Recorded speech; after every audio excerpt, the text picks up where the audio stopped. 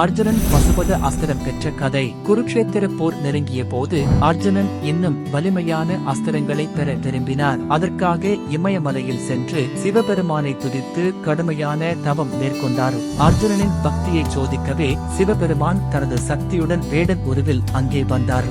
அந்த சமயத்தில் முகாசுரன் என்ற கொடிய அசுரன் அங்கு தோன்றி அர்ஜுனனை தாக்க முனைந்தான். அசுரனை அழிக்க அர்ஜுனனும் அந்த வேடனும் ஒரே நேரத்தில் அம்புகளை ஏவினர். இரண்டும் ஒரே சமயத்தில் பாய்ந்ததால் இருவரும் தாம் தான் வீழ்த்தினோம் என்று வாதிட்டனர். அந்த வாதம் கடுமையான போருக்கு வழிவகுத்தது.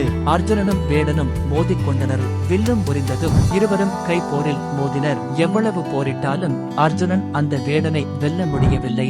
இறுதியில் அர்ஜுனன் அந்த வேடனை சிவபெருமான் என்பதை உணர்ந்தார். உடனே அவர் குனிந்து வணங்கினார். சிவபெருமான் தனது உண்மை திருவுருவத்தில் அருள் புரிந்தார். சிவபெருமான் மகிழ்ந்து அர்ஜுனனுக்கு பிரபஞ்சத்தை அழைக்கும் வல்லமை பெற்ற பசுபத அஸ்திரத்தை அருளினார். ஆனால் அதை உலக நன்மைக்காக மட்டுமே பயன்படுத்த வேண்டும் என்று உபதேசித்தார். அர்ஜுனன் அவ்வாறு சிவபெருமானிடம் பசுபத அஸ்திரத்தை பெற்றார்.